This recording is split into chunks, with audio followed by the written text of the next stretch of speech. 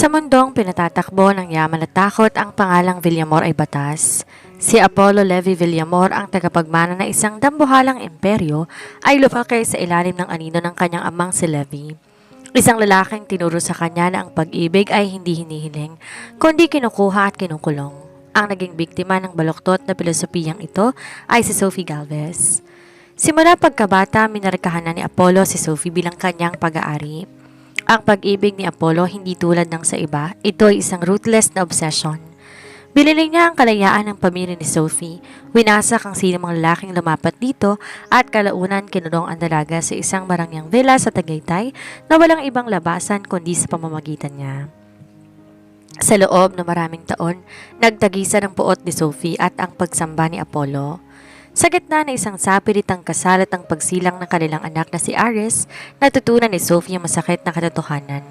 Upang maprotektahan ang kanyang anak mula sa pagiging isang halimaw, kailangan niyang ialay ang kanyang huling himla ng kalayaan at magpanggap na sunod-sunuran sa kanyang asawa. Ngunit ang dugo ng mga Villamor ay isang sumpa. Habang lumalaki si Aris, nakikita ni Sophie ang pag-uulit ng kasaysayan. Isang bagong henerasyon ng mga lalaking handang sumira ng mundo para sa isang babae. Sa dulo, ang kwento ni na Apollo at Sophie ay isang madilim na paglalakbay sa pagitan ng pag-ibig at pag-angkin.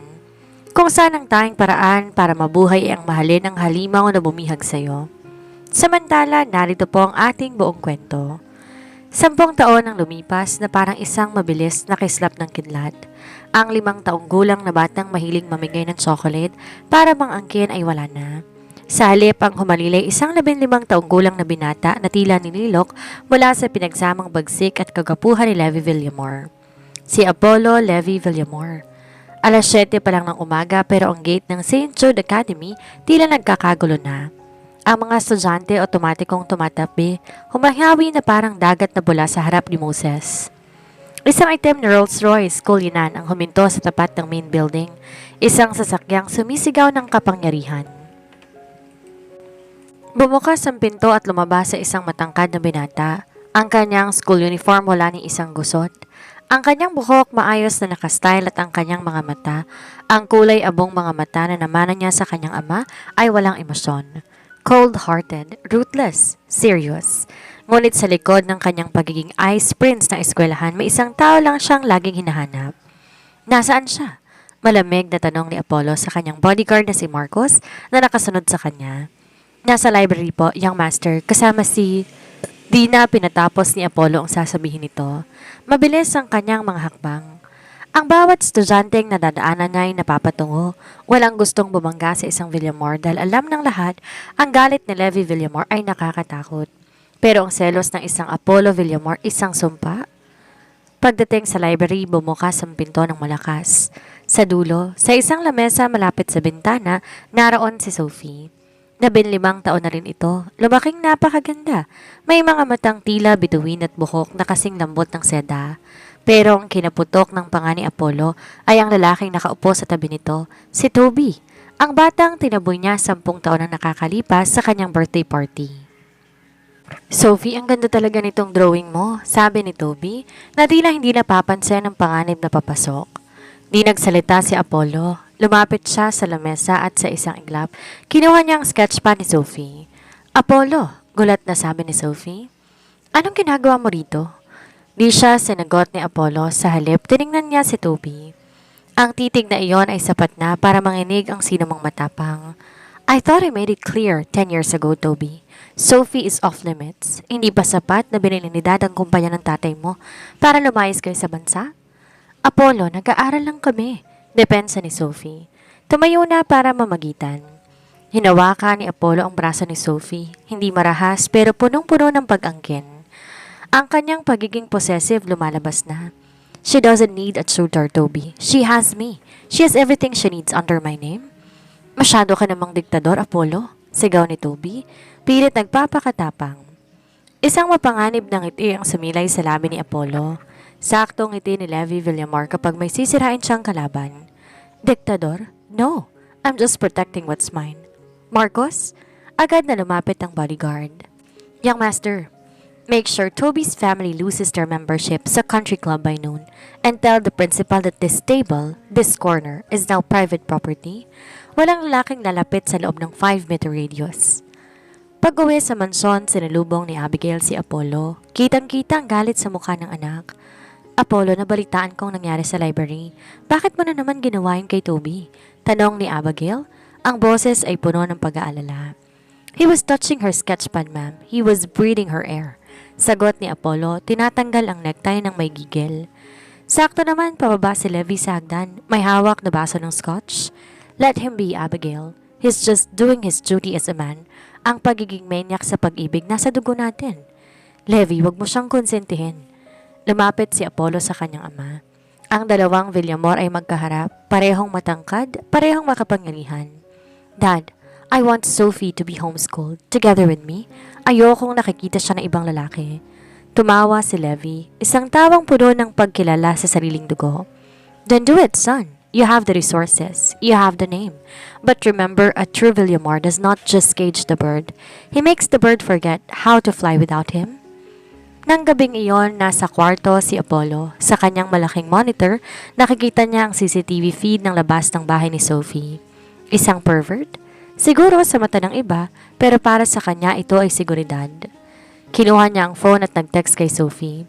Sleep now, Sophie, and don't ever think about that boy again. If I see you with him tomorrow, I won't just take his crayons. I will take his future. You are mine. Mark it. Na makita niyang nag-reply si Sophie na isang simpleng, Yes, Apollo, doon lang kumalma ang kanyang puso. Ang pagiging ruthless niya hindi para sa kasamaan. Ito'y para sa isang babaeng tinakda niya ng maging kanya simula pa nung bata sila. Di na nakatulog si Apollo matapos ng gabing yon. Paulit-ulit tumatakbo sa isipan niya ang imahe ni Sophie na ipinagtatanggol si Toby. Para sa kanya, ang bawat salitang binitiwan ni Sophie para sa ibang lalaki ay parang mga saksak sa kanyang pride. Kinaumagahan, imbes na Rolls Royce ang sumundo kay Sophie, isang balita ang gumising sa galit ni Apollo. Young Master, wala po si Sophie sa bahay nila. Nanginginig na ulat ni Marcos. Tumakas po siya sa bintana kagabi, hindi po siya sumasagot sa mga tawag. Sa isang iglap, inihagis ni Apollo ang hawak niyang baso ng gatas sa pader. Nabitak ang mamahaling wallpaper ng mansyon. Hanapin niyo siya ngayon din. I want every CCTV camera in the city checked. I want every airport, every bus terminal, every port monitored. Walang lalabas ng Metro Manila nang hindi ko alam. Habang ang buong security force ng mga Villamor ay nagkakagulo, si Apollo ay nasa loob ng kanyang private monitoring room. Ang kanyang mukha hindi na mukhang bata. Ito ay mukha na isang predator na nawala ng biktima. You think you can hide from me, Sophie? Bulong niya sa dilim. I built this world for you. I won't let you live in a world where I am not the center. Lumabas siya ng mansyon at sumakay sa kanyang Ducati. Kahit 15 taong pa lang, wala siyang pakialam sa lisensya. Walang pulis sa mga ngahas na humarang sa isang Villamor. Pinaharurot niya ang motor patungo sa lumang apartment ni Toby. Alam niya, nararamdaman niya. Kung tataka si Sophie, pupunta ito sa kaisa-isang tao na sa tingin niya ay magbibigay sa kanya ng kalayaan. Sa isang madilim na iskinita ng Quezon City, nahanap ni Apollo si Sophie.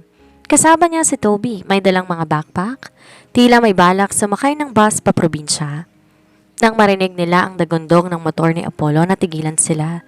Buwaba si Apollo mula sa motor. Dahan-dahang tinanggal ang kanyang helmet. Ang kanyang buhok gulo-gulo. Ang kanyang mga mata ay nagdidilim sa ruthless na selos. Apollo, please, hayaan mo na kami, sigaw ni Sophie. Humahawak sa braso ni Toby. Ang paghawak na iyon na naging mitsa. Mabilis lumapit si Apollo. Sa isang iglap, nasuntok niya si Toby ng napakalakas dahilan upang tumalsik ito sa mga sako ng basura. Apollo, stop! Masasaktan mo siya? Pagmamakaawa ni Sophie habang umiiyak. Hinila ni Apollo si Sophie papalapit sa kanya. Napakasandal si Sophie sa matigas sa dibdib ni Apollo. Masasaktan? Sophie, hindi mo pa nakikita ang kaya kong gawin. Do you really think that this loser can protect you? He cannot even stand up after one punch. Ayoko na, Apollo. Nasasakal na ako sa'yo. Gusto ko lang maging normal na estudyante. Tiningnan siya ni Apollo ng diretsyo sa mga mata. Isang malamig at manyak na titig. You're not a normal student, Sophie. You are a Villamor's property. I told you. I made you forget how to fly without me. Now I'm going to make sure you never even think of leaving the ground. Binuhat ni Apollo si Sophie na parang isang sako ng bigas. Binaliwala ang mga padyak at sigaw nito. Pinasok niya to sa loob na nakabuntot na SUV na kararating lang. Bring her to the private villa in Tagaytay. Lock all the doors. No internet, no phones, only me and her. Utos ni Apollo kay Marcos. Nang makabalik si Apollo sa manson, sinalubong siya ni Levi. Nakita ng ama ang sugat sa kamao ng anak at ang bakas ng galit sa mukha nito. Did you find her? Tanong ni Levi. Kalmado lang habang humihitit ng sigarilyo. I found her, Dad, and I'm taking her away. Ayoko siyang makita ng kahit na sino. Tinapik ni Levi ang balikat ng anak. Good. Pero tandaan mo, Apollo, ang babae parang brilyante. Kapag masyado mong nahigpitan ng pagkakahawak, baka mabasag. Pero kapag masyadong maluwag, baka manakaw. You did the right thing. Lock her up until she realizes that her only world is you. Sa loob ng maladilim na kwarto sa Tagaytay, natanggap ni Sophie ang huling mensahe mula kay Apollo bago tuluyang kunin ang phone niya. You tried to run, Sophie. That is your first mistake. Now you will spend the rest of the month in this house with me. I will be your teacher, your friend, and your only master. Welcome to your new home, my home. At doon nagsimula ang tunay na obsession. Di na to laro ng mga bata, ito ay laro ng kapangyarihan, kung saan si Apollo Villamor ang laging panalo.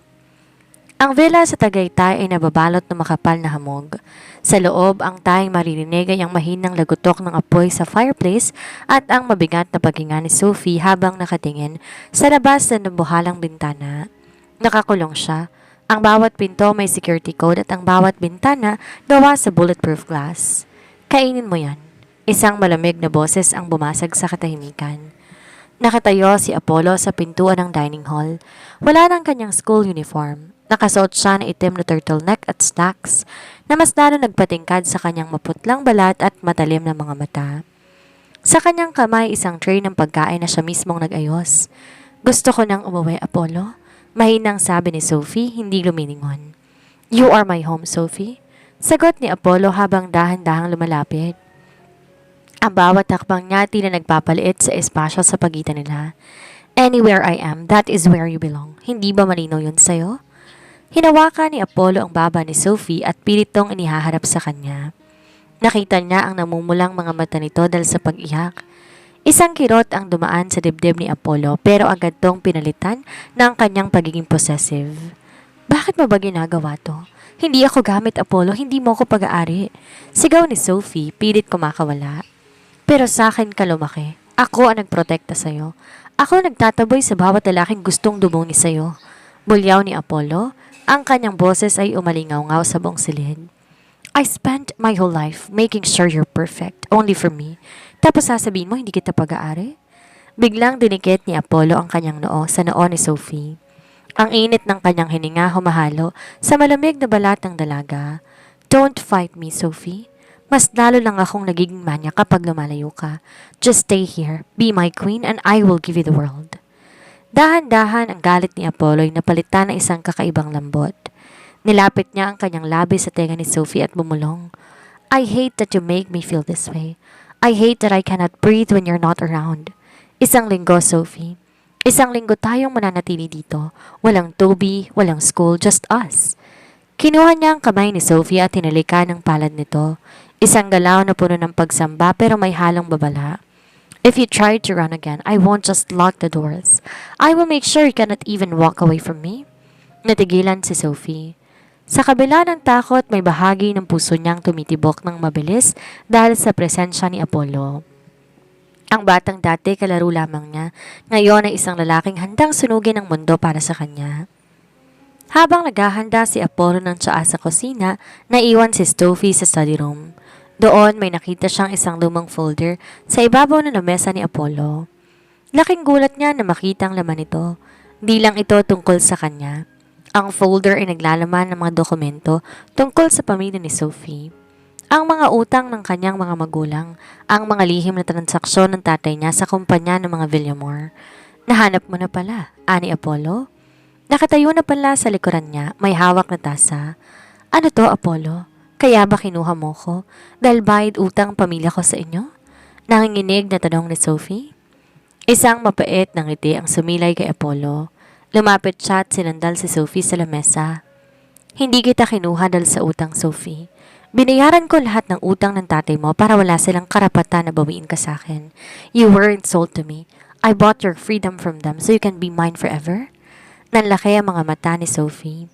Ang akala niyang proteksyon ay isang malalim na plano na matagal nang inihanda ni Apollo. Hindi lang siya ay kinulong sa villa. Kinulong siya ni Apollo sa isang utang na loob na kailanman hindi niya mababayaran. 3:00 na madaling araw, ang katahimikan ng Tagaytay ay binasag ng malalakas na sirena ng pulis at ang pag-atungal ng mga sasakyang mabilis na pumarada sa harap ng gate ng villa. Sa loob, nagising si Sophie sa kaba. Mula sa bintana, nakita niya ang kanyang ama, si Mr. Galvez na kasamang isang hepe ng pulisya. Apollo, ilabas mo ang anak ko. Kidnapping ang ginagawa mo. Sigaw ng kanyang ama sa labas. Nanginginig ang mga kamay ni Sophie habang nagtatangkang tumakbo sa pinto, pero bago pa niya mahawakan ng siradura, isang malakas na kamay ang humila sa kanya pabalik. Saan ka pupunta? Isang malamig at mapanganib na boses ang bumulong sa likuran niya. Si Apollo. Nakasuot na siya ng silk robe. Kalmadong mukha pero ang mga matay parang lawin na handang pumatay. Apollo, si Papa yan. Bitawan mo ko. May mga pulis sa labas. Isang mapait na tawa ang kumawala kay Apollo. Hinila niya si Sophie patungo sa malawak na monitor ng security system sa study room. Tingnan mo sila, Sophie. Tingnan mo ang tatay mo na akala mo'y bayani. Biglang bumukas ang main gate. Hindi dahil sa puwersa ng pulis kundi dahil kusa tong bumukas para sa isang itim na Rolls Royce na pumasok sa gitna ng kaguluhan. Bumaba mula rito isang lalaking may hawak na tungkod na ginto, si Levi Villamor. Tumigil ang lahat.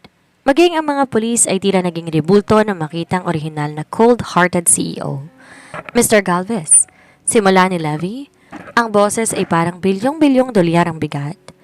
Nakalimutan mo yata ang pinirmahan mong dokumento nung nakaraang buwan. Ang lahat ng ari-arian mo, pati ang kalayaan mo, ay hawak ko. Ngayon bakit ka nagdadala ng ingay sa tapat ng bahay ng anak ko? Mr. Villamor, kinuha ni Apollo ang anak ko, hindi ito bahagi ng usapan? Sigaw ni Mr. Galvez bagamat nanginginig ang boses. Lumingon si Levi sa hepe ng pulis. Chief, may reklamo ba? O gusto mong bukas wala ka ng opisinang babalikan? Sa isang tingin lang ni Levi, dahan-dahang nagsiatras sa mga pulis. Alam nila kung sinong tunay na hari ng bansa. Sa loob ng villa, pinapanood ni Apollo lahat sa monitor habang nakayakap mula sa likod kay Sophie. Ang kanyang baba nakapatong sa balikat ng dalaga. See that, Sophie? Your father is a coward. He sold it to us to save his kid and now he's pretending to be a savior? Balong ni Apollo. Ang kanyang kamay dahan-dahang humahaplo sa leg ni Sophie kung saan nandoon ang maliit na kwintas na may pendant na V. You're monsters. Pareho kayo ng daddy mo. Hikbi ni Sophie. Yes, we are. Pag-amin ni Apollo. At ang mga halimaw hindi pinapakawalan ang kayamanan nila. Kinuha ni Apollo ang isang telepono at may tinawagan. Dad, itigil mo ng palabas. Sabihin mo kay Mr. Galvez kung gusto niyang mabuhay ng payapa o umalis siya rito. Sophie stays with me. This is not a request, it's a command. Natapos may taboy lahat, pumasok si Levi sa loob ng villa. Nagkaharap ang mag-ama sa sala habang si Sophie nakatayo sa gitna. Tila isang premyo na pinag-aagawan. You handled it well, Apollo. Ani Levi habang nagsasalin ng alak. Pero masyado kang naging maingay. Next time, make sure they don't even have the courage to knock. I don't care about the noise, Dad. I just want her to stay. Sagot ni Apollo, di binibitawan ng kamay ni Sophie. Ang pagiging possessive niya mas lalong tumindi pagkatapos ng insidente. Dumingon si Levi kay Sophie. Huwag kang matakot, Sophie. You are a Villamor now. Mas ligtas ka sa piling ng anak ko kaysa sa tatay mong handa kang gawing collateral. Hinarap ni Apollo si Sophie. Pilit pinatitingin sa kanyang mga mata. Narinig mo yon? Wala ka nang babalikan. Ako na lang ang meron ka. Ako ang pamilya mo. Ako ang buhay mo. At ako ang tayong kailangan mo.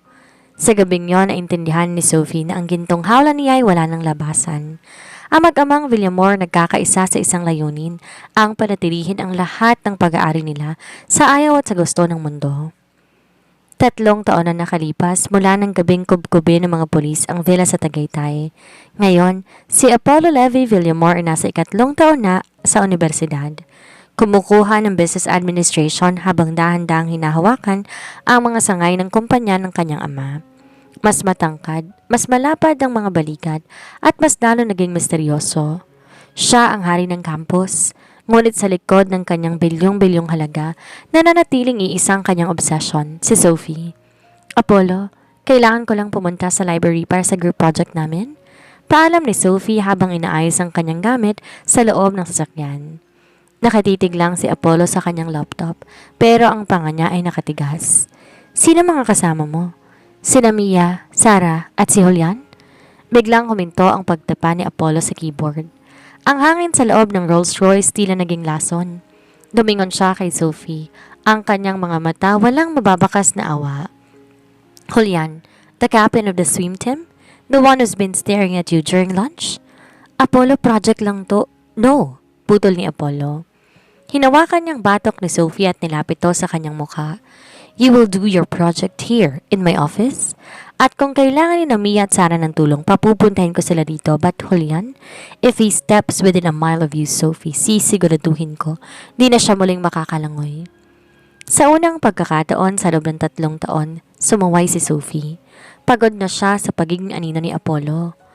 Habang nasa isang mahalagang board meeting si Apollo kasama si Levi, palihim na pumunta si Sophie sa isang coffee shop malapit sa universidad para makipagkita kay Julian. Salamat sa pagpunta, Sophie. Kala ko hindi ka nadarating dahil sa, alam mo na, kay Villamor? Biro ni Julian habang inaabot ang isang kape. Ayoko na maging bilanggo, Julian, sagot ni Sophie kahit nanginginig ang kanyang mga kamay. Hindi nila alam, sa bawat segundo ng kanilang pag-uusap, may isang pares na mga matang nakamasid. Isang high-resolution camera ang nakatutok sa kanila mula sa isang itim na van sa kabilang kalsada. 5 minuto pa lang nakalilipas nang bigla, pumasok ang 4 na lalaking nakasuit sa coffee shop. Walang sabi-sabing binuhat nila si Julian mula sa upuan nito. Hey, ano ba? Bitawan niyo ko? Sigaw ni Julian. Pumasok si Apollo. Ang kanyang presensya ay tila nagpatahimik sa buong cafe. Hindi siya sumisigaw pero ang kanyang aura mas nakakatakot pa sa isang bagyo. Lumapit siya sa lamesa. Kinuha ang kape na binigay ni Julian kay Sophie at dahan-dahang binuhos ito sa sahig. Julian, tawag ni Apollo. Ang boses ay parang isang hatol ng kamatayan. I gave you warning through my eyes. I guess you're not that smart. Apollo, stop, please. Sigaw ni Sophie, pero inarangan siya ng 2 bodyguards. Lumapit si Apollo kay Julian na ngayon nakaluhod na sa sahig habang hawak ng mga tauhan niya. Kinuha ni Apollo isang mabigat na alabaster na baso mula sa mesa at marahas itong binagsak sa tapat ng kamay ni Julian. The swim team needs your hands, right? Imagine if you cannot use them anymore, bulong ni Apollo. Ang kanyang pagiging ruthless at seloso ay nasa rurok na. Marcos, dalhin niyo siya sa bodega. Tell his parents that their scholarship is revoked and tell the school Julian is transferring, effective immediately. Dinala ni Apollo si Sophie pabalik sa mansyon. Sa loob ng elevator walang nagsasalita. Pagdating sa kanilang floor, marahas na sinandal ni Apollo si Sophie sa pader. You disobeyed me? Paos na sabi ni Apollo. Para sa isang lalaking walang silbi? Para sa isang Julian? Gusto ko lang maramdamang buhay ako, Apollo. Hindi ako robot. You are alive because of me. Bulyaw ni Apollo. Ang kanyang mga mata nannilisig. I saved your family. I gave you everything at ang kapalit lang ay ang pag-aari ko sa'yo. Is that too much to ask? Biglang lumambot ang kanyang boses. Isang manyak na uri ng lambot. Sinubsob niya ang mukha sa leeg ni Sophie. Ninanamnam ang amoy nito. Don't ever do that again, Sophie, because the next time you look at another man, I won't just ruin his career. I will make sure he disappears from the face of the earth. You are mine, my obsession, my life. Sa kabilang silid, nakasandal si Levi sa pintuan, nakikinig sa sigawan ng dalawa. Ngumiti siya ng tipid. He's getting better. Bulong ni Levi sa sarili. A true Villamor never shares. Ang mansyon ng mga Villamor ay nagliliwanag para sa ika-25 anibersaryo ng kasal ni na Levi at Abigail. Ang pinaka-malalaking pangalan sa politika at negosyo ay naroon. Ngunit, sa gitna ng marangyang selebrasyon, isang tahimik na gera ang nagaganap. Si Sophie, suot ang isang dugong pulang gown na pinili mismo ni Apollo. Sa leeg niya kumikinang isang dambuhalang brilyante. Isang kwintas na parang kadenang ginto na nagpapaalala sa lahat kung sino nagmamayari sa kanya. Smile, Sophie. Bulong ni Apollo sa kanyang tenga habang mahigpit na nakahawak sa kanyang bewang. The cameras are watching. I want them to see how happy you are as my future wife. I'm dying inside, Apollo. Sagot ni Sophie, pilit ang ngiti. Na magkaroon ng pagkakataon habang abala si Apollo sa pakikipag-usap sa mga board members, palihim na lumapit si Sophie kay Abigail na nooy nagpapahinga sa garden pavilion. Tita Abigail, tawag ni Sophie, nanginginig ang boses.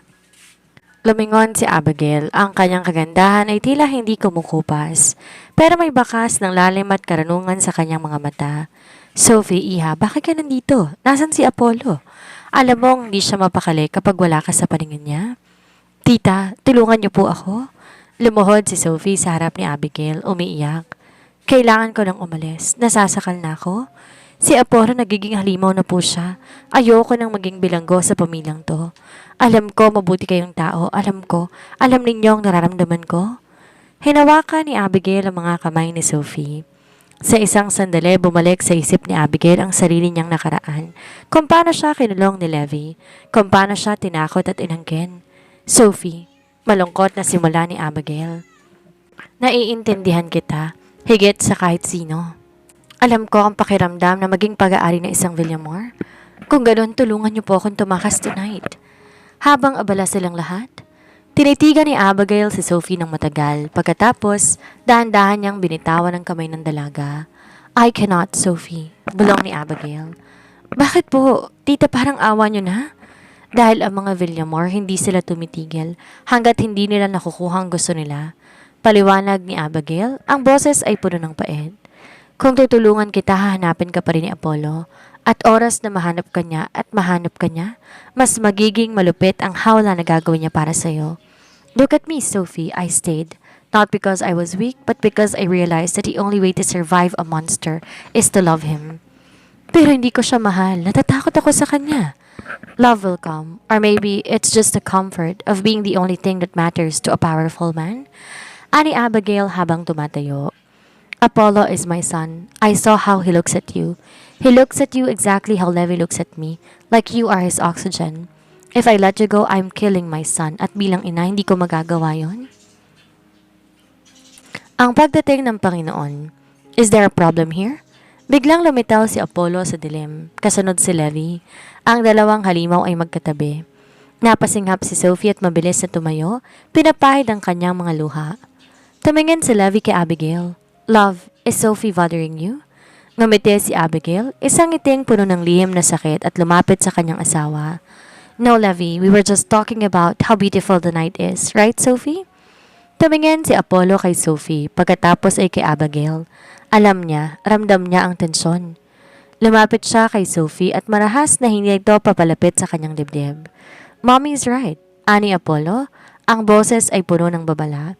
It's a beautiful night. Too beautiful for you to be crying. Let's go back inside, Sophie. The dance is about to start and I don't share my first dance with anyone else. Sa gitna ng ballroom, sumayaw sina Apollo at Sophie.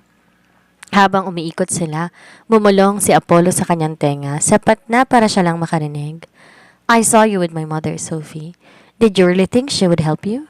She belongs to a Villamor too. She knows the rules. No one leaves this family unless they're in a casket. Hinapit ni Apollo ang bewang ni Sophie hanggang halos di na to makahinga. This is your life now. Accept it. Because the more you try to find an exit, the more I will lock every door in your world. You are my obsession, Sophie, and even my mother cannot save you from me. Sa gilid, pinapanood sila ni na Levi at Abigail. Hinawakan ni Levi ang kamay ni Abigail at tinalikan to. He's doing well, isn't he? He's a Villamor, Levi. Sagot ni Abigail habang nakatingin sa kawalan. He was born to own, not to love normally. Isang buwan na lumipas mula nang tanggihan ni Abigail ang hiling ni Sophie. Sa mata ng lahat, tila nagbago ng dalaga. Wala nang mga sigaw, wala nang mga pagtatangkang tumakas at walang mga luha. Si Sophie naging perpektong asawa sa hinaharap ni Apollo. Apollo, gising na. Malambing nagising ni Sophie kay Apollo isang umaga. Hinahaplos niya ang buhok ng binata habang ito'y natutulog pa sa kanyang tabi sa loob ng master suite ng mansyon. Nagulat si Apollo. Sa loob ng maraming taon, ito ang unang pagkakataon na si Sophie ang unang lumapit sa kanya na may ngiti. Sophie, you're smiling. Aniya ang kanyang boses ay paos mula pa sa pagtulog. Naisip ko lang na tama si Tita Abigail, pagsisinungaling ni Sophie, habang ang kanyang mga matay nagniningning sa huwad na pagmamahal. You do everything for me because you love me at pagod na ako makipag-away. I want to be yours, Apollo. Truly yours. Dahil sa pagsuko ni Sophie, unti-unti lumuwag ang hawla. Hinayaan na ni Apollo na gumala si Sophie sa loob ng mansyon ng walang nakabuntot na 5 bodyguards. Binigyan na rin niya ito ng access na ilang bahagi ng kumpanya bilang katawag niya. I knew you would see it my way. Ani Apollo habang niyayakap si Sophie mula sa likod sa harap ng malaking salamin. Ang kanyang pagiging possessive naging mas matindi, pero ngayon ay may halong kagalakan. Starting today, everything I own is yours. Just promise me you will never look at another man again. I promise, Apollo, sagot ni Sophie habang ang tingin niya ay nakapako sa vault na nasa gilid ng kama ni Apollo. Ang vault kung saan nakatago ang mga orihinal na titulo ng lupa at ang mga dokumento ng utang ng kanyang pamilya. Habang nasa banyo si Apollo, mabilis na kumilos si Sophie. Sa loob ng 1 buwan, palihim niyang pinag-aralan ang bawat galaw ni Apollo. Alam niya ang password ng vault, Sophie05, ang petsa kung kailan niya ito unang nakita sa library. Nang bumukas ang vault, hindi ang perang kinuha niya. Kinuha niya ang mga pirma ni Levi at Apollo sa mga blankong tseke at ang dokumento na nagpapatunay ng lahat ng utang ng pamilya Galvez ay bayad na. Ngunit higit pa doon, may nahanap siyang isang lason. Isang lihim na transaksyon Levi Villamor na maaaring magpabagsak sa buong Villamor Group. Anong ginagawa mo? Halos tumalon ang puso ni Sophie nang marinig ang boses ni Apollo. Nakasandal to sa pinto ng banyo, nakatapis ng tuwalya at may hawak na barel. Hindi dahil papatay niya si Sophie kundi dahil ito ang kanyang nakasanayang proteksyon. Apollo, I was just looking for my passport. Sabi mo aalis tayo papuntang Paris? Mabilis na palusot ni Sophie habang tinatago ang papel sa loob ng kanyang silk robe. Lumapit si Apollo, ang kanyang aura biglang naging ruthless ulit. The passport is in my office, Sophie. Why are you inside my vault? Dahan-dahang hinawakan ni Apollo ang leeg ni Sophie. Ang kanyang mga mata nanlilisik. Huwag mong sabihing nagpapanggap ka lang. Huwag mong sabihing lahat ng yakap at halik mo nitong mga nakarang linggo ay bahagi lamang ng pagtakas mo. Hindi, Apollo, I swear. Liar! Bulyaw ni Apollo. Inago niya ang mga papel mula sa room ni Sophie. Nang makita niya ang mga dokumento ng kumpanya at ang lihim na folder ni Levi, isang nakakatakot na tawa ang kumawala sa kanya. You are not just running away, Sophie. You're trying to destroy us. You're trying to destroy me. Sa sobrang galit, binuhat ni Apollo si Sophie at inihagi sa kama. I gave you a chance. I gave you my trust. Pinaniwala mo kung mahal mo ko? Dahil kailangan ko. Dahil halimaw ka, wala kang pinagkaiba sa tatay mo? Sigaw ni Sophie. Wala na ang kanyang pagpapanggap. Then I will be the monster you want me to be. Ani Apollo habang kinukuha ang kanyang phone. Marcos, cancel the trip to Paris and tell Mr. Galvez the deal is off. I want his company liquidated by tomorrow. I want them on the streets. No, Apollo, wag. Humarap si Apollo kay Sophie. Ang mukha niya ay puno ng sakit at puot. You chose this, Sophie.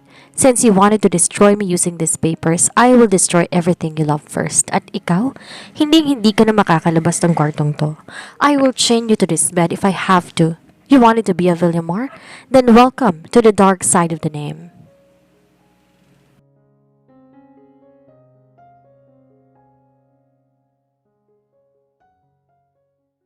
Kinig si Levi. Humithit siya na sigarilyo at napailing.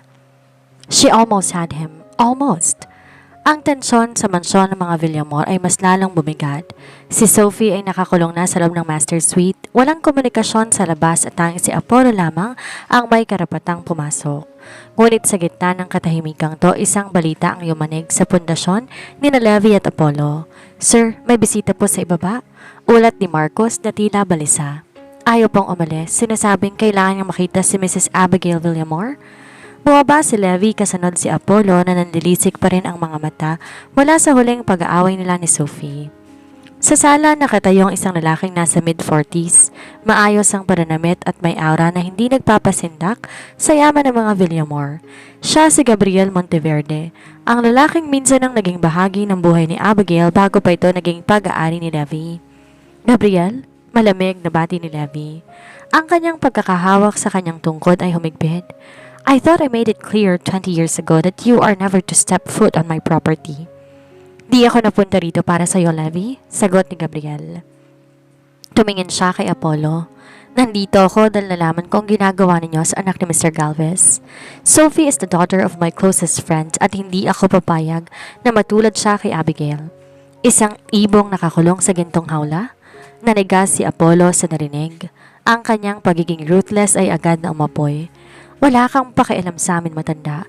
Sophie is mine. Inangkin ko siya at wala kang magagawa para bawiin siya. Tulad ng ama, tulad ng anak. Ngumiti ng mabait si Gabriel. Pero nakakalimutan niyo yata, alam ko ang bawat sekreto ni Abigail at alam ko kung paano kayong pabagsakin gamit ang mismong mga dokumento na sinusubukang ilabas ni Sophie. Habang nagbabangayan ang mga lalaki sa ibaba, palihim na pumasok si Abigail sa kwarto ni Sophie. Dala niya ang susi na ninakaw niya sa bulsa ni Levi habang natutulog ito. Sophie, bilis! Bulong ni Abigail. Nasa ibaba si Gabriel. Siya ang tutulong sa'yo. Ito na ang huling pagkakataon mo. Bakit niyo po ito ginagawa, tita? Tanong ni Sophie habang nagmamadaling kumuha ng coat.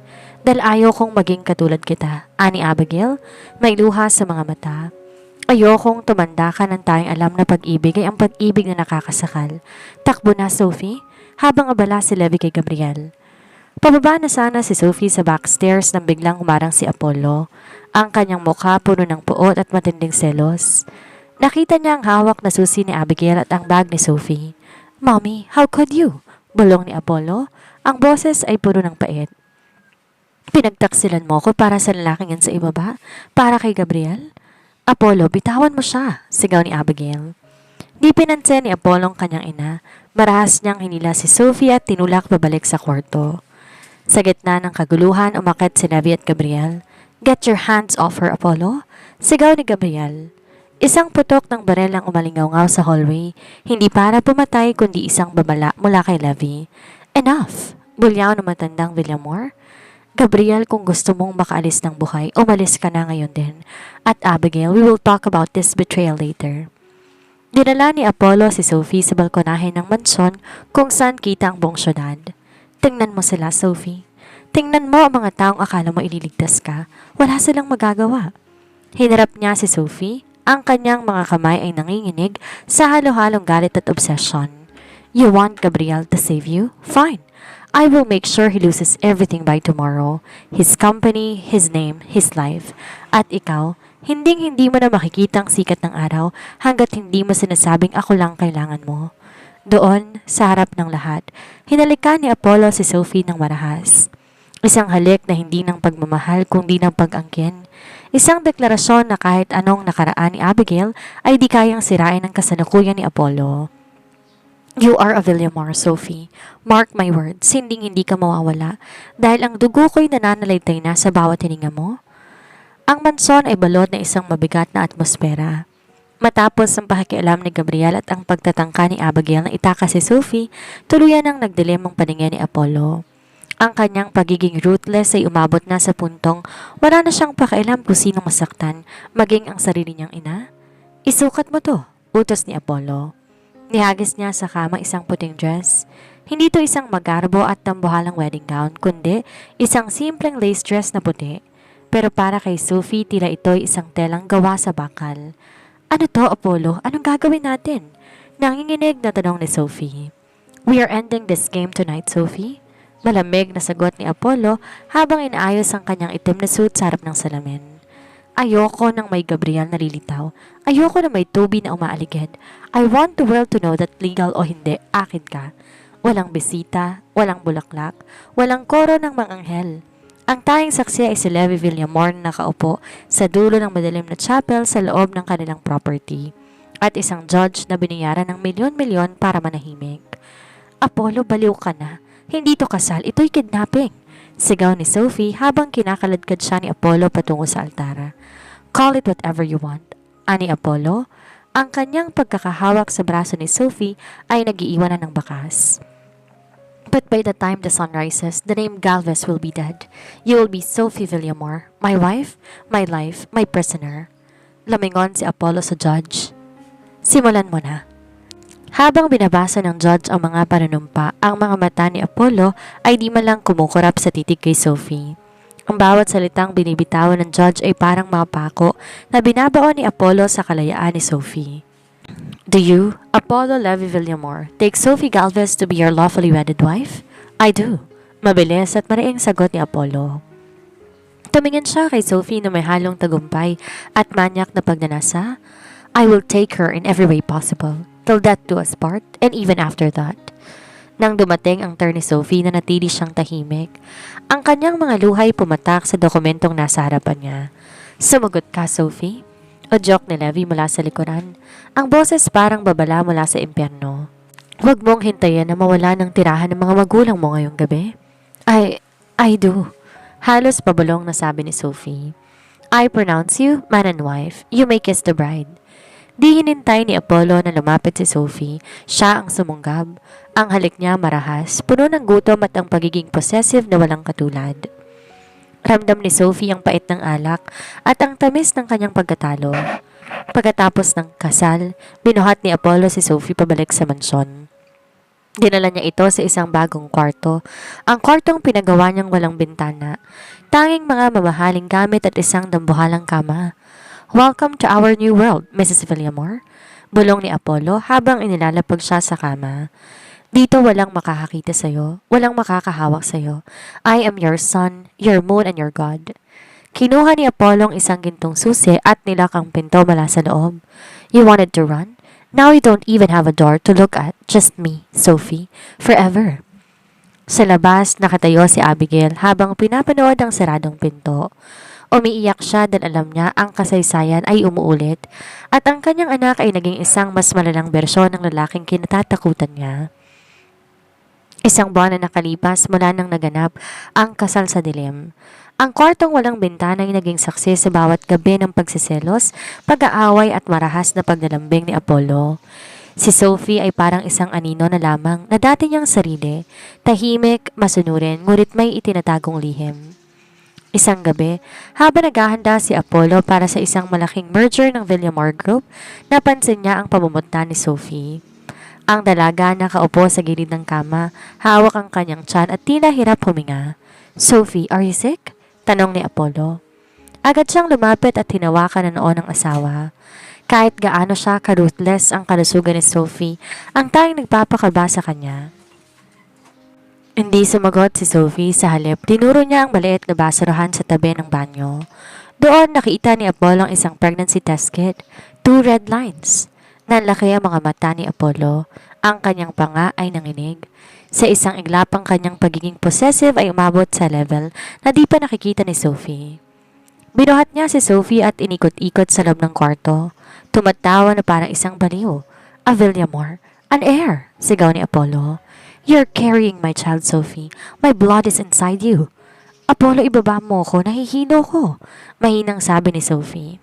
Binaba siya ni Apollo pero di siya binitawan. Ang kanyang pagkakahawak sa mga balikat ni Sophie naging mas mahigpit. Now you really have no choice. Kahit anong gawin mo, hindi mo na ako matatakasan. My child is the ultimate chain that will bind you to me forever. Ang kanyang tinig ay naging manyak. I will hire the best doctors. I will buy a whole hospital floor just for you. No one, no one, is allowed to touch you except me and the medical team I choose. Dahil sa pagbubundis ni Sophie, ang pagiging seloso ni Apollo naging parang sakit. Nagpagawa siya ng isang glass wall sa loob ng kwarto para kahit nasa trabaho siya makikita niya si Sophie sa pamamagitan ng kamerang nakalink sa kanyang phone 24/7. Isang araw, pumasok ang isang batang doktor para tingnan ang kalagayan ni Sophie. Habang sinusuri ang presyon ng dugo ni Sophie, aksidenteng nahawakan ng doktor ang kamay ng dalaga. Bumukas ang pinto ng malakas. Pumasok si Apollo na tila isang leon na handang pumatay. Get your hands off my wife. Malamig na utos ni Apollo. Sir, I'm just checking her vitals. Hindi na pinatapos ni Apollo ang paliwanag. Kinuha niyang kwelyo ng doktor at isinandal sa pader. I don't care. I am the only one who can touch her skin. Marcos, fire him. And make sure he never practices medicine in this country again. Apollo, sobra na to. Kailangan ko ng doktor? Sigaw ni Sophie, umiiyak na naman. Humarap si Apollo sa kanya, ang mga mata puno ng obsession. You don't need him. I will learn how to do it myself if I have to. Or better yet, I will hire a female doctor who is 60 years old. No more men, Sophie. Not even for your health. Nang malaman ni Levi ang tungkol sa apo, isang marangyang dinner ang inihanda sa mansyon. Nakaupo si Levi sa kabisera habang si Abigail tahimik na nakatingin kay Sophie. Congratulations, Apollo, ani Levi habang itinataas ang baso ng whiskey. A child will make her stay. That's how I kept your mother for the first few years. Once the child is there, her heart will follow the blood. Tumingin si Abigail kay Sophie, isang tingin ng pakikiramay. Alam niya ang pakiramdam na magkaroon ng anak sa isang lalaking ang pagmamahal ay parang lason. Mommy, why are you crying? Tanong ni Apollo. Napansin ang luha ni Abigail. Wala, Apollo. Masaya lang ako para sa inyo. Pagsasinungaling ni Abigail pero sa loob-loob niya, alam niyang ang sanggol na nasa sinapupunan ni Sophie ang magiging pinakamabigat na rehas sa kulungan nito. Pagbalik sa kanilang kwarto, inihiga ni Apollo si Sophie. Hinalikan ng siya nito. You hear that, little Villamor? You are my masterpiece. You and your mommy, you are my world. And I will kill anyone who tries to take you away from me. Tumingala siya kay Sophie, ang kanyang mga mata nandilisik sa possessiveness. You are pregnant with a Villamor, Sophie. That means your body, your soul, and even your thoughts are now part of my empire. Don't ever dream of leaving because now I have 2 reasons to hunt you down to the ends of the earth. Sa gabing yon, naramdaman ni Sophie ang unang sipa ng sanggol, pero imbes na tuwa ang naramdaman niya ay ang tuluyang pagbagsak ng kurtina ng kanyang kalayaan. Ang pamilya Villamor ay hindi lang basta pamilya, ito'y isang habang buhay na sumpa.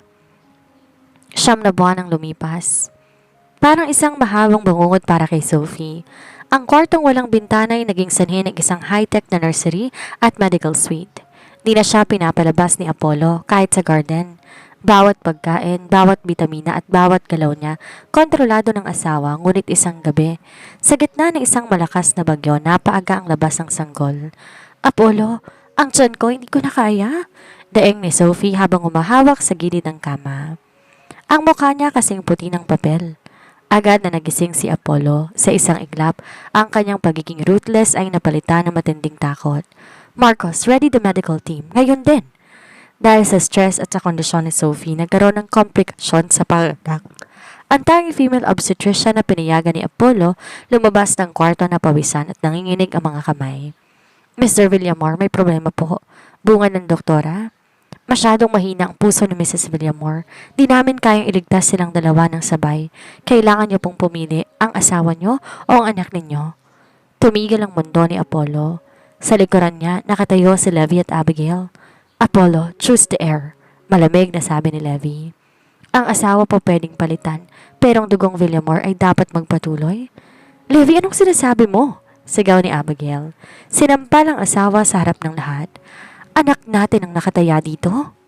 Umarap si Apollo sa kanyang ama. Ang kanyang mga mata puno ng luha pero ang panga niya nakatigas. Sa unang pagkakataon, sumuway siya sa logic ng mga Villamor. No, Dad. Paos na sabi ni Apollo. I don't care about the heir. I don't care about the legacy.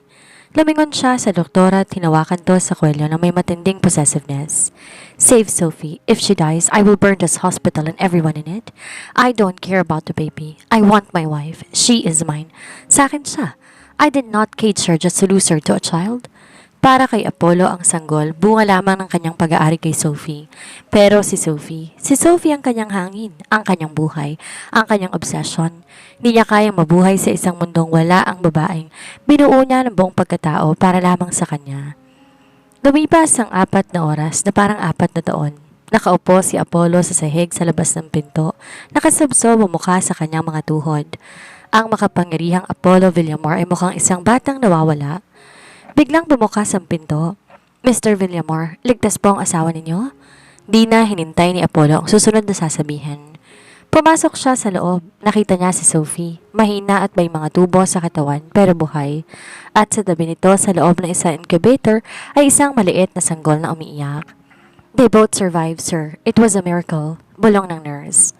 Lumapit si Apollo kay Sophie. Di niya muna tinignan ang anak. Hinawakan niya ang kamay ni Sophie at hinalikan to ng paulit-ulit. Don't ever do that to me again, hikbi niya. Don't ever try to leave me, kahit sa kamatayan. You are mine, Sophie. Kahit ang langit, kukunin kita pabalik. Nang lumakas ng kaunti si Sophie, nilapit ni Apollo ang kanilang anak sa kanya. Isang lalaki, isang munting Villamor na may mga matang kasing talim ng sa kanila. His name is Ares, ani Apollo habang nakatitig sa sanggol. The God of War. Dahil bago pa siya isilang pinaglaban na natin ang lahat. Tumingala si Apollo kay Sophie, ang kanyang mga mata bumalik sa pagiging manyak at possessive. Now that he is here, Sophie, lalong wala ng paraan para makaalis ka. I saved your life tonight. That means you owe me your every breath. You, Ares, and me. We are a circle na walang katapusan. Hinaplos ni Apollo ang pisngi ni Sophie. I chose you over him earlier. Remember that. Dahil para sa akin, ikaw ang una, ikaw ang huli, at ikaw ang tanging mahalaga. Sa labas ng kwarto, nakita ni Abigail si Levi na nakatingin sa mag-asawa. He chose the woman, Levi? Bulong ni Abigail. Yes, sagot ni Levi, may bahid ng pagmamalaki. Because a true Villamor that just want a legacy. He wants the woman who makes that legacy worth having. 5 taon na nakalipas mula na isilang si Ares Villamor. Ang mansyon, di na lang isang tahanan, ito ay isa ng kuta. Ang kwartong walang bintana ginawa ng isang marangyang suite na may sariling garden na napapalibutan ng mataas na pader at laser security. Si Sophie ay nananatiling reyna ng kulungang ito, ngunit ang dating takot sa kanyang mga mata ay napalitan na ng isang malamig na determinasyon. Alam na niya kung paanong paikutin si Apollo. Ares, stop that! Mahinang saway ni Sophie sa kanyang anak. Ang 5 taong gulang na si Ares ay nakaupo sa sahig, seryosong winawasak ang isang mamahaling remote-controlled car. Bakit? Dahil ang laruang iyon ay bigay ng isa sa mga business partner ni Apollo na may anak na lalaki. He said I should share my toys with his son, Mommy. Ani Ares, ang boses ay maliit na bersyon ng kay Apollo. I don't share. What's mine stays broken if I can't have it alone. Bumukas ang pinto at pumasok si Apollo. Sa edad na 30, mas lalo itong naging dominante. Ang kanyang pagiging workaholic ay tayong ang pag-uwi kay Sophie at Ares ang nakapagpigil. Dad! Takbo ni Ares. Binuhat ni Apollo ang anak pero ang kanyang mga mata agad na humanap kay Sophie. Lumapit siya at hinalikan ng asawa ng marahas at puno ng possessiveness. Did you miss me, Sophie? I did, pagsisinungaling ni Sophie habang ang kanyang mga kamay dahan-dahang humahaplos sa dibdib ni Apollo. Ito ang kanyang baraha, ang pagpapaamo sa pamamagitan ng pagpapakita ng huwad na pagsuyo. Pero galit ako sa'yo. Pinatalsik mo na naman ang bagong tutor ni Ares dahil lang tinignan ako sa mata. He was looking at you for more than 3 seconds, Sophie. Malamig na sagot ni Apollo. That's a violation of my property rights. Be thankful I only fired him and didn't have his eyes removed. Nang gabing yon, habang natutulog na si Ares, sinimulan ni Sophie ang kanyang plano. Di niya kailangan tumakas. Kailangan niyang kontrolin ang taong kumukontrol sa kanya. Apollo, bulong ni Sophie habang nakasandal sa matigas na likod ng asawa. Gusto ko nang lumabas, kahit isang gabi lang. Isang dinner sa labas ng kuta na ito. No, mabilis na sagot ni Apollo. It's dangerous. Other men will see you. Kung hindi mo ako pagbibigyan, Apollo, hindi mo na ako mahahawakan ulit. Banta ni Sophie, ang boses ay matapang. You can chain me, you can lock me up, but you cannot force me to love you back. Isang gabi lang, prove to me that I am your wife, not just your prisoner. Nanigas si Apollo, ang kanyang pagiging manyak sa pag-ibig, di kayang tiisin ng malamig na pakikitungo ni Sophie. Lumingon siya at tinitigan si Sophie ng matagal. Fine, one night, but the whole restaurant will be cleared. Only the waiters I trust will be there. At magsusuot ka ng belo. Ayoko makita ang mukha mo ng kahit sino. Dinala ni Apollo si Sophie sa isang rooftop restaurant na pag-aari ng mga Villamor. Walang ibang tao kundi sila at mga armadong guards sa bawat sulok. Pero para kay Sophie, ang makakita ng langit ay sapat na. Ngunit sa gitna ng kanilang dinner, may isang pamilyar na mukha ang lumitaw sa entrance, si Toby. Ang lalaking dating minahal ni Sophie at ngayon ay isa na ngang matagumpay na arkitekto.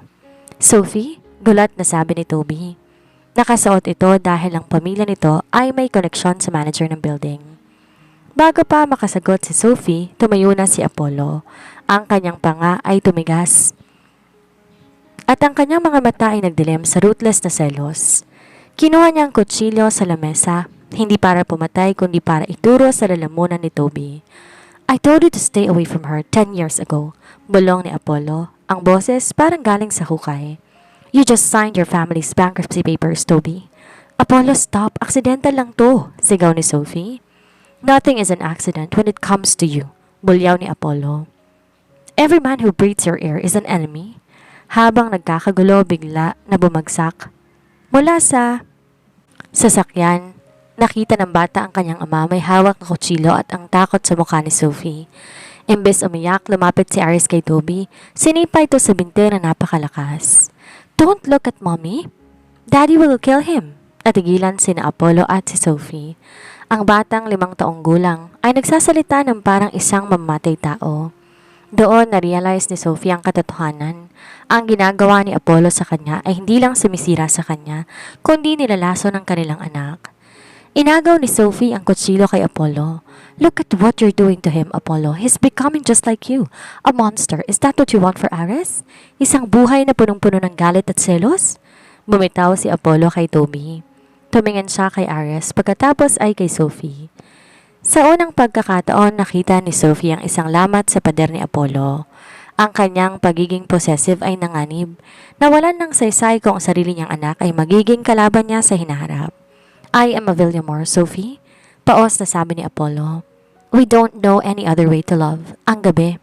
Matapos ang insidente sa rooftop ay binalot na isang nakabibinging katahimikan. Hindi nag-uusap sina Apollo at Sophie. Si Ares naman dinala sa kanyang silid, ngunit bago to makatulog, narinig pa ni Sophie ang bulong ng bata sa kanya. I will protect mommy just like daddy does. No one can touch her.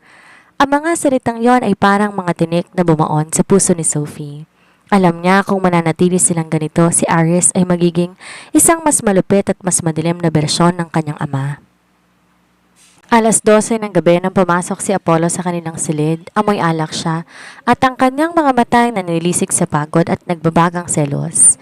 Apollo, kailangan natin mag-usap, simula ni Sophie.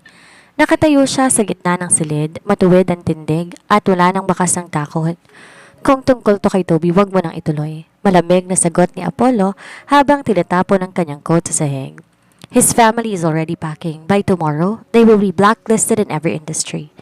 Hindi tungkol sa kanya to, tungkol to kay Ares. Lumapit si Sophie kay Apollo. Sa unang pagkakataon, siya ang humawak sa pisngi ng asawa. Ayokong lumaki si Ares sa loob ng pader na to. Ayokong makita niya ang pagiging ruthless mo bilang ama.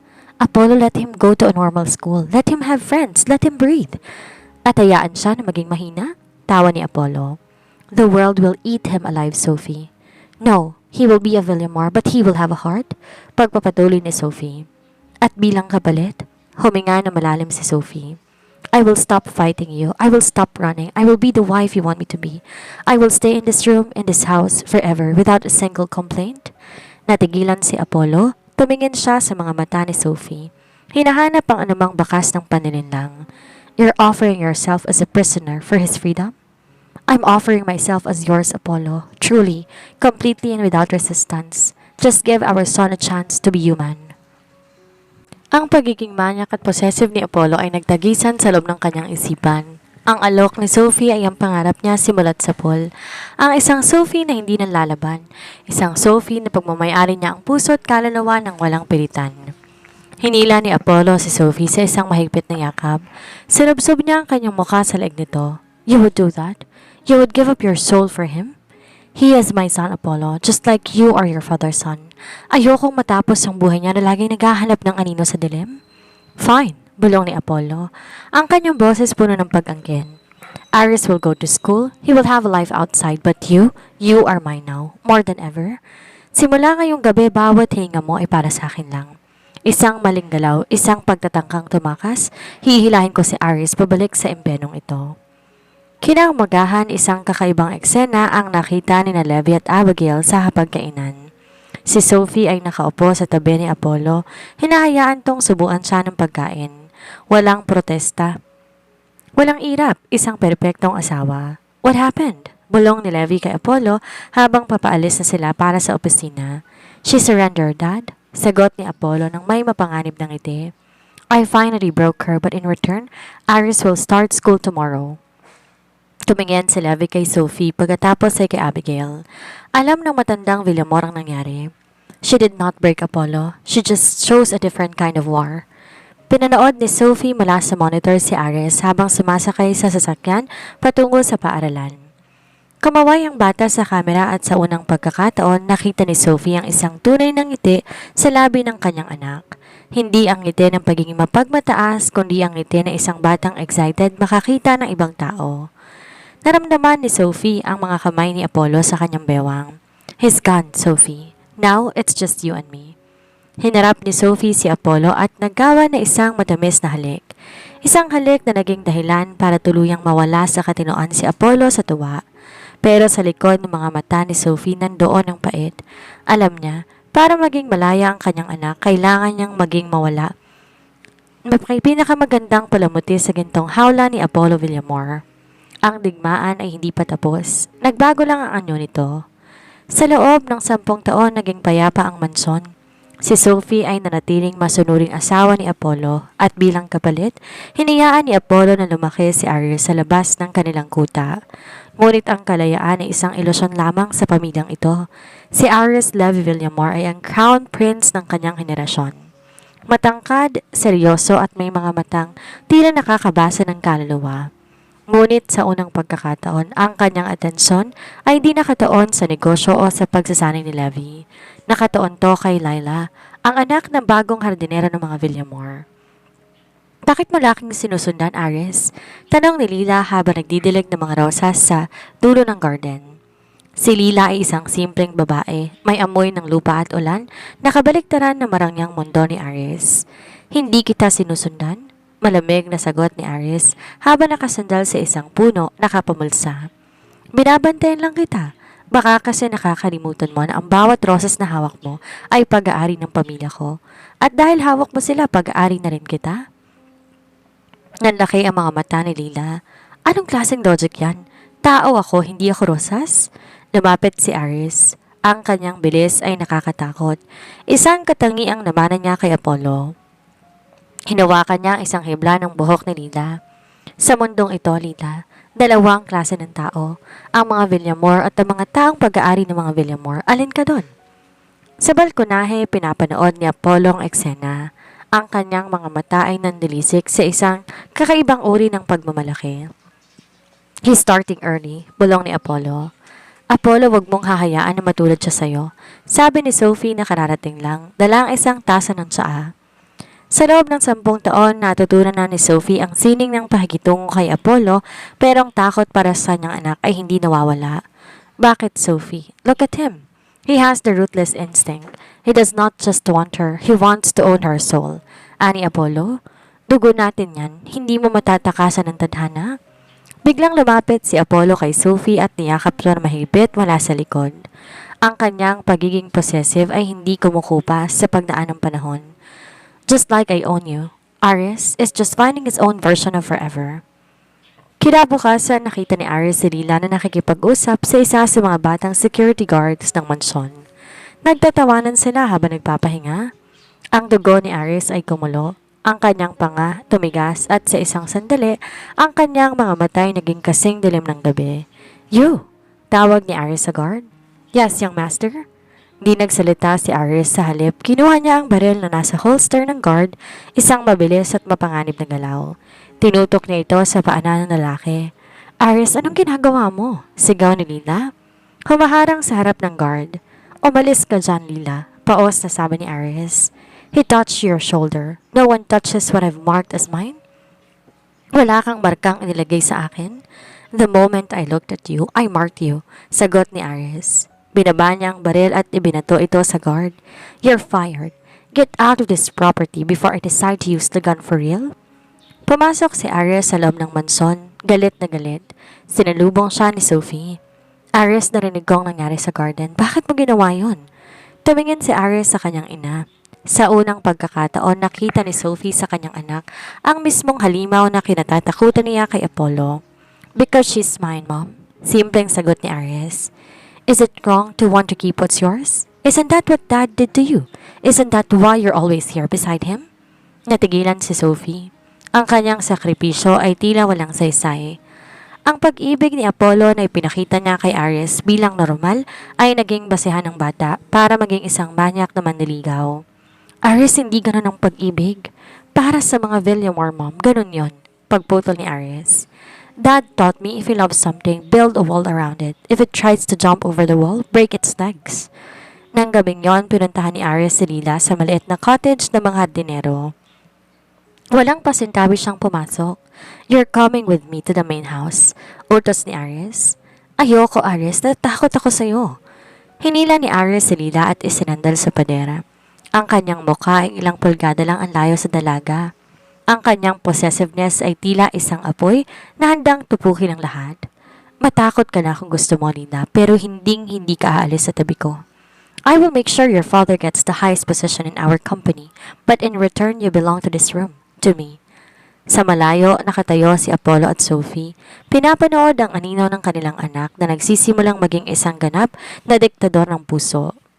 Ang mansyon ng mga Villamor parang isang kuta na naghihintay ng digmaan. Ngayong gabi ang ika-80 kaarawan ni Levi Villamor. Ang lahat ay naririto na, ang orihinal na monster, ang kanyang tagapagmanang si Apollo at ang bagong bagsik na si Ares sa gitna ng malawak na ballroom. Nakatayo ang tatlong lalaki. Pare-parehong nakasuot ng itim. Pare-parehong may malamig na titig. Tila pare-parehong may mga babaeng nakakulong sa kanilang mga bisig. Tingnan mo ang pamilyang binuo ko, Abigail, bulong ni Levi sa kanyang asawa. Kahit matanda na, ang hawak ni Levi sa bewang ni Abigail ay hindi pa rin kumukupas ang pagkain. Binuo o binihag, Levi? Mahinang sagot ni Abigail pero may bahid na ng pagtanggap. Sa gitna ng selebrasyon, dumapit ang 15 taong gulang na si Ares sa kanyang lolo at ama. Hila-hila niya ang nanginginig na si Lila. Ang bata ay may bakas ng dugo sa kanyang kamao. Kagagaling na lamang sa isang away dahil may nagtangkang humingi ng number ni Lila. Lolo, Dad, panimula ni Ares. Ang kanyang boses ay mas malamig pa sa yelo. I want Lila to be moved to the West Wing. Ayoko na nakatira siya sa cottage. I want where I can see her every hour, every minute. Tumingin si Apollo sa kanyang anak. Nakita niya ang sarili niya rito, ang manyak sa pagnanasang bakuran ng lahat. And what if she refuses, Ares? What if she wants a life outside? Isang mapanganib ng ngiti ang sumilay kay Ares. Then I will burn everything outside, so she has nowhere else to go but to me. Tumawa si Levi, isang tawang puno ng pagmamalaki. He is indeed a Villamor, Apollo. You raised him well. Di na nakapagpigil si Sophie. Humakbang siya sa gitna. Hinarap ang tatlong henerasyon ng mga lalaki na sumira at bumuo sa kanyang buhay. Tama na, sigaw ni Sophie. Apollo, Levi, tingnan ninyo ang ginawa niyo kay Ares. He's 15. He should be thinking about his future, not about how to kidnap a girl. Pero lumapit si Apollo kay Sophie. Hinawakan ang kanyang muka nang may matinding lambot pero may kasamang banta. Sophie, my love, his future is Lila, just like my future was you. We don't just love, we conquer. Hindi mo ba naiintindihan yon sa loob ng 15 taon nating pagsasama? Conquer? Luhaang sabi ni Sophie. I sacrificed my freedom for him. I stayed with you. I followed every rule just so he could be normal. Pero tinuruan mo siya na maging katulad mo. Dahil yun lang ang paraan para hindi siya masaktan. Bulyaw ni Apollo sa kanyang pagiging possessive. Ay lumabas na naman. Ang mundong ito ay mapanakit. Sophie, if he doesn't own what he loves, someone will take it from him. I am protecting him from the pain I felt when you tried to run. Nagkaroon ng tensyon sa pagitan ng mag-ama. Si Ares ay nakatingin kay Apollo, tila sinusubok ang otoridad nito. Si Levi naman nanonood lamang, hinihintay ko sino ang mananaig. Dad, hamon ni Ares, if you won't let me keep Lila the way I want, then I will leave this family. I will take her and hide her where even you can find us. Agad binunot ni Apollo ang kanyang baril at tinutok ito sa kisame. Isang putok ang umalingaw-ngaw. Tumahimik ang buong ballroom. Walang aalis? Sigaw ni Apollo. Lumapit siya kay Ares at tinutok ang baril sa dibdib ng sarili niyang anak. No one leaves a Villamor, even you, Ares. If you try to run, I will treat you like an enemy. I will hunt you down. Naiintindihan niya. Naiintindihan niya na ang monster na ginawa niya ay mas malakas kaysa sa kanya. Fine, bulong ni Apollo. Take the west wing. Lock the doors, build your walls. But remember, Aries, the moment she cries because of your chains, the moment she looks at you with hatred, that is the heaviest crown you will ever wear. Hinarap ni Apollo si Sophie at binuhat ito na parang bagong kasal. Let them have their war, Sophie. Tonight, I just want you. Dinala ni Apollo si Sophie pabalik sa kanilang kwarto, ang kanilang paraiso. Habang naglalakad sila, tumingon si Sophie kay Aries at Lila. Nakita niya si Aries na mahigpit na nakahawak sa kamay ni Lila habang ang dalaga ay dahan-dahan na tumatango sa kanyang kapalaran. Ang sumpa ay nagpatuloy. Si Levi at Abigail, si Apollo at si Sophie. At ngayon si Aries, si Lila. Sa pamilya Villamor, ang pag-ibig ay hindi isang kanta, ito ay isang kontrata, ito ay isang pader, ito ay isang habang buhay na pag-aari at habang umiikot ang mundo, mananatili silang nakakulong sa isa't isa. Masaya sa loob ng kanilang madilim na kaharian kung saan ang tanging batas ay sa akin ka at sa akin ka lang. 20 taon na ang lumipas. Ang mansyon ng mga Villamor ay nanatiling matatag. Tila isang kastilyo na hindi kayang tibagin ng panahon. Ngunit sa loob nito ang hangin ay laging mabigat, puno ng mga lihim, pagsinta at ng di namamatay na obsesyon. Si Apollo Levi Villamor ay matanda na, ngunit ang kanyang tindig ay hindi nagbago. Ang kanyang buhok ay may mga pilak na hibla na, ngunit ang kanyang mga mata ay nananatiling kasing bagsik ng agila. Nakatayo siya sa veranda, pinapanood ng paglubog ng araw. Naramdaman niya isang pares ng malalambot na kamay na yumayakap sa kanyang bewang mula sa likod. Hindi pa niya kailangan lumingon. Alam niya, ang amoy ng balat na iyon, ang amoy na naging hininga niya sa loob ng ilang dekada. Apollo, masyadong malamig na rito sa labas, mahinang sabi ni Sophie. Humarap si Apollo at hinapit si Sophie sa kanyang bisig. Sa kabila ng mga taon, ang pagtingin ni Apollo sa kanyang asawa ay hindi nagbago. Nandun pa rin ang ruthless na pag-angkin. I was just watching the new generation, Sophie. Look! Sa ibaba, sa malawak na garden kung saan nagsimula ang lahat, ay isang batang lalaki na may edad na 7. Si Xavier Villamor, ang anak ni Aries at Lila. May kalaro itong batang babae, ang anak na isa sa kanilang mga business associates. Nakita nilang kinuha ng batang lalaki ang manika ng kalaro at tinapon ito sa fountain. Why did you do that, Xavier? Umiiyak na tanong ng batang babae. Because you were looking at the doll more than you were looking at me. Sagot ni Xavier. Ang boses ay may otoridad na hindi pang bata. If I am here, you only look at me. Napangiti ng mapait si Sophie. Wala talagang nagbago, Apollo. Ang dugo ninyo, lason. Hindi lason, Sophie. Hinalikan ni Apollo ang noo ng asawa. It is called survival. Sa mundong to, kung hindi mo itatali ang mahal mo sa tabi mo, mawawala sila. At alam mong hindi ko hahayaan na mangyari yun sa'yo. Pumasok ang mag-asawa sa loob ng mansyon, dumaan sa silid ni Levi. Ang orihinal na patriarch ay nakaupo sa kanyang wheelchair, nakatitig sa portrait ni Abigail na pumanaw na 5 taon nang nakalilipas.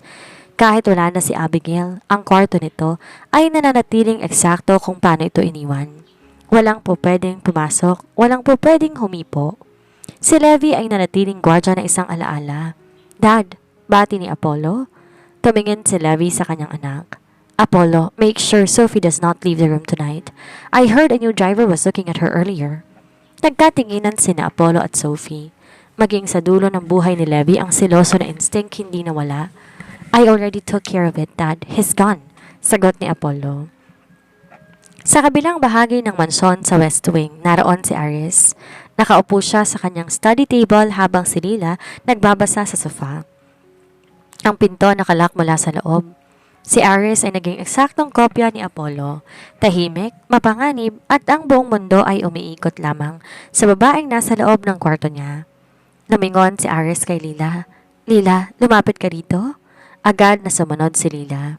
Sa loob ng maraming taon, natutunan na rin niya na mahalin ang kanyang bilanggo. Hinawakan ni Aries ang kanyang kamay at tinignan ng singsing na may tatak ng mga Villamor. You are the luckiest woman in the world, bulong ni Aries. Because a Villamor chose you and a Villamor never lets go. Bumalik sina Apollo at Sophie sa kanilang sariling silid. ang kwartong naging saksi sa kanilang buong buhay. Inihiga ni Apollo si Sophie sa kama at dahan-dahan tinanggal ang mga alahas nito. "Do you hate me, Sophie?" Tanong ni Apollo. Isang tanong na tinatanong niya gabi-gabi sa loob ng 30 taon. Tumingin si Sophie sa mata ng lalaking kumuha ng kanyang kalayaan pero nagbigay sa kanya ng isang mundong siya ang sentro. Isang manyak na pag-ibig, oo. Isang possessive na hawla, totoo. Pero sa loob ng hawlang yon siya ang reyna. "I hate that I love you, Apollo," sagot ni Sophie. Ngumiti si Apollo, ang tagumpay na isang halimaw. "That's all I need to hear." Pinatay ni Apollo ang ilaw. Ang mansyon ng mga Villamor na natiling madilim sa labas pero naglalayab sa loob. Ang mga pader ay mataas, ang mga pinto ay nakalak at ang mga puso nakakadena. Ang pamana kompleto na. Hanggat may isang Villamor na sinisilang may isang babaeng mamahalin na higit sa buhay. Kukulungin na higit sa kamatayan at aangkinin ng walang hanggan. Ito ay naganap ilang taon bago isilang si Aries. Noong mga panahong si Sophie ay bago pa lamang sa gintong hawla. Isang gabing umuulan ng malakas at ang kidlat ay tila nagpapahiwatig ng galit ng langit. Pumasok si Apollo sa kwarto, basang-basa ng ulan. Galing siya sa isang madugong komprontasyon sa labas para protektahan ang pangalan ni Sophie. Pagod siya, sugatan ang kamao at ang kanyang mga mata nandilisik sa ruthless na galit. "Apollo, anong nangyari sa'yo?" Gulat na tanong ni Sophie. Agad na kumuha ng tuwalya. Di sumagot si Apollo, sa halip, maras niyang hinila si Sophie at isinandal sa pader. Ang kanyang hininga amoy alak at panganib. "Someone mentioned your name in a bar tonight, Sophie," bulong ni Apollo. Ang boses ay nanginginig na sa selos. "He said you were his first love noong high school. I made sure he will never speak your name again, Apollo." "Baliw ka na. Isang pangalan lang nananakit ka na?" Bigla, sinubsob ni Apollo ang kanyang mukha sa balikat ni Sophie. Doon naramdaman ni Sophie ang isang bagay na hindi niya inaasahan mula sa isang Villamor. Nanginginig si Apollo. "Natatakot ako, Sophie." Paos na sabi ni Apollo. "Natatakot ako na balang araw may makikita kang mas mabuti kaysa sa akin. May makikita kang lalaki na hindi ka kukulungin, hindi ka pagseselosan at bibigyan ka ng kalayaan na hindi ko kayang ibigay." Inawakan ni Apollo ang mga kamay ni Sophie at inilagay ito sa kanyang dibdib. Dito ka lang. Kahit maging demonyo ko sa mata ng mundo, basta't sa mata mo, ako lang ang nakikita mo. Ang kanyang pagiging manyak at possessive ay hindi nanggaling sa kasamaan, kundi sa isang malalim at madilim na kawalan na tanging si Sophie lamang ang nakakapuno. Sa gabing yon, sa gitna ng ulan, nagkaroon sila ng isang kasunduan na hindi alam ni Levi at Abigail. "I'll stay, Apollo," bulong ni Sophie habang hinahaplos ang sugatang kamao ng asawa. "Mananatili ako sa hawla mo, pero sa isang kondisyon. Anything, just name it. Huwag mong hahayaan na lamunin ka ng dilim ng tuluyan. Kung nakikita mo ang sarili mo na naging katulad ni Levi, tumingin ka sa akin. Ako ang magiging angkla mo." Hinalikan ni Apollo ang palad ni Sophie ng may pagsamba. "You are my religion, Sophie. My only law, my only God." Kinuha ni Apollo ang isang maliit na box mula sa kanyang bulsa. Sa loob nito ay isang singsing na may itim na diamante. "I did not give you a white diamond because you're not an ordinary light," ani Apollo habang isinusuot ang singsing sa daliri ni Sophie. "This is a black diamond. Like my soul, it's my dark, it's hard to find, and it's unbreakable. Just like my obsession with you." Nang gabing yon, hindi nang ging magkalaban ang bilanggo at ang gwardya. Sila'y naging dalawang kaluluwang naligaw na nahanap ang isa't isa sa gitna ng karahasan. Ang bawat halik ni Apollo ay may kasamang pangako. Isang pangako na kahit ang kamatayan ay kailangan maghintay. Dalang isang Villamor ay hindi marunong bumitaw. Makalipas sa maraming taon, sa kasalukuyan, nakatitig ang matandang Sophie sa singsing na iyon habang natutulog si Apollo sa kanyang tabi. Ngumiti siya na mabait. Alam niya na naging halimaw din siya sa sarili niyang paraan dahil minahal niya ang isang katulad ni Apollo. Ngunit habang tinitingnan niya ang payapang mukha ng asawa, alam niya na kung bibigyan siya ng pagkakataong bumalik sa nakaraan, pipiliin niya pa rin maging pag-aari ni Apollo Villamor. Dahil sa mundong ito ng mga peke at panandaliang bagay, ang obsession ni Apollo ang kaisa-isang bagay na totoo. "I am the cage, and you are the bird. But little did I know the bird chose the cage because the sky was too lonely without its captor." Ang kwento ni na Apollo at Sophie, bagamat balot ng madilim na tema tungkol ng obsession, possessiveness at ruthlessness, ay nag-iwan ng malalalim at na mensahe at aral na sumasalamin sa realidad ng pag-ibig, pamilya at kapangyarihan. Narito ang mahahalagang punto na ating mapupulot. Ang siklo ng pinalaking trauma. Ang pinakamalakas na mensahe ng kwento ay kung paano na ipapasa ang ugali ng magulang sa anak. Nakita natin kay Aris na ang pag-ibig ay hindi natututunan sa salita kundi sa gawa. Dahil lumaki siya sa isang tahanan na ang pag-ibig ay katumbas ng pag-angkin at pagkontrol, yun din ang naging definisyon niya ng relasyon. Ang ating mga anak, salamin ang ating mga pinapakitang ugali. Ang pag-ibig na walang kalayaan ay isang laso na maaaring pumatay sa pagkatao ng susunod na henerasyon. Ang pag-ibig hindi pag-aari. Pinakita ni Apollo ang isang ekstremong uri ng pagmamahal. Ang pagmamahal na nakakasakal. Bagamat tapat ang kanyang damdamin, ito ay naging mapanira dahil itinuring niyang property o gamit si Sophie. Ang tunay na pagmamahal ay pagpapalaya, hindi nagkukulong. Ang pagtitiwala mas mahalaga kaysa mga pader at security guard. Kung kailangan mong ikulong ang isang tao para manatili siya sa'yo, hindi mo siya pag-aari, bihag mo siya. Ang sakripisyo ng isang ina. Si Sophie at Abigail ay sumisimbolo sa silent strength ng mga kababaihan. Sa likod ng kanilang pagsuko, naroon ang mas malalim na dahilan, ang protektahan ng kanilang mga anak. Pinili ni Sophie na maging bilanggo ni Apollo para lamang mabigyan ng pagkakataon si Aris na makaranas ng mundong labas sa kuta ng mga Villamor. Walang limitasyon ang kayang gawin ng isang ina para sa ikabubuti ng kanyang anak. Maging isuko ang sarili niyang kaligayahan at kalayaan. Ang kapangyarihan ay may hangganan. Pinakita ni Levi at Apollo na kayang bilhin ng perang lahat, katahimikan ng pulis, kumpanya ng kalaban at maging buhay ng tao. Ngunit sa kabila ng bilyon-bilyong yaman, hindi nila nagawang makuha ang kusang loob na pagsuko ni Sophie, nang walang halong pananakot o banta. Ang pera at kapangyarihan kayang bumili ng katapatan, pero kailanman hindi nito mabibili ang tunay at dalisay na pag-ibig. Ang puso hindi nakukuha sa pamamagitan ng kontrata o pananakit. Ang pagtanggap sa dark side ng pagkatao, sa huling bahagi naging mensahe rin ng realidad na sa totoong buhay hindi lahat ng kwento nagtatapos sa happily ever after na perpekto. Minsan ang pag-ibig madumi, masakit at mapanganib. Natutunan ni Sophie na mahalin ang kanyang halimaw para mabuhay at natutunan ni Apollo na maging tao kahit kaunti dahil sa kanyang pamilya. Ang bawat tao may dilim sa loob nila. Ang mahalaga kung paano natin kinokontrol ang dilim na ito para di natin tuluyang masira ang mga taong pinahahalagahan natin. Mensahe para sa mga tagapakinig. Ang kwento ni Apollo ay isang paalala na ang labis na pagmamahal maaaring maging kasalanan. Ang pag-ibig ay hindi dapat magsilbing liwanag. Hindi kadena. Sa huli, ang pamilya Villamor ay nananatiling babala na ang kapangyarihan at obsesyon kapag pinagsama ay bumubuo ng isang magandang hawla. Pero sa dulo ng araw, hawla pa rin ito. Hanggang sa muli po, maraming salamat sa patuloy na tiwala at suporta sa aking munting channel. Mag-iingat po kayong lahat palagi.